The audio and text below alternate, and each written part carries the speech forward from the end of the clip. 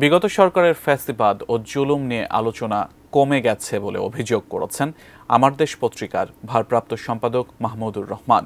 2009 সাল থেকে ভারতের সাথে সম্পাদিত সকল চুক্তি জনগণের সামনে উন্মুক্ত করার দাবিও জানিয়েছেন তিনি। আর গণমাধ্যমকে স্বাধীন করতে সকল কালো আইন বাতিলের সুপারিশ করেছেন ডিবেট ফর ডেমোক্রেসির চেয়ারম্যান হাসান আহমেদ চৌধুরী কিরণ। দীর্ঘ কারাবরণ ও পরবর্তীতে প্রবাস জীবন শেষে ২৭ সেপ্টেম্বর দেশে ফেরেন দৈনিক আমার দেশ পত্রিকার সম্পাদক মাহমুদুর রহমান। সেদিন বিমানবন্দরে জানান, অনেক কথা বলার আছে তার, তবে পরবর্তীতে বলবেন। রোববার সকালে জাতীয় প্রেস ক্লাবে আমার দেশ পত্রিকার মত বিনিময় সভায় সেসব কথা বলেন তিনি। এদিন জাতীয় প্রেস ক্লাবের পক্ষ থেকে সদস্যপদ দেওয়া হয় তাকে। শুভেচ্ছা বিনিময় করেন প্রবীণ সাংবাদিক, সম্পাদক ও পেশাজীবীদের অনেকেই।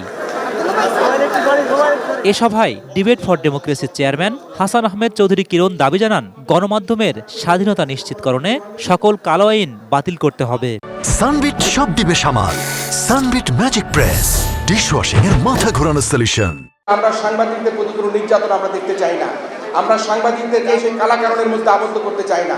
আমরা আশা করব শ্রদ্ধেয় ডক্টর আসিফ নজরুল স্যার বলেছেন সেই কারণ বাতিল হবে।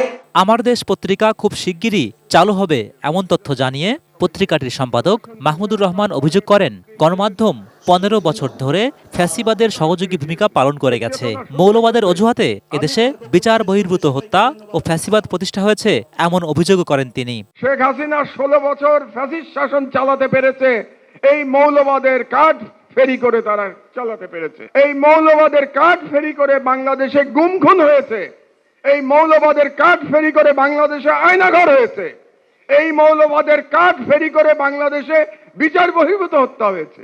দুর্নীতির বিরুদ্ধে প্রতিবেদন প্রকাশ করায় পুরস্কারের বদলে শাস্তি পাওয়ার ঘটনা যেন আর না ঘটে সে আহ্বানও জানান তিনি। বিপ্লব দীর্ঘজীবী হোক। Zahid Hossain, ATN news, Dhaka.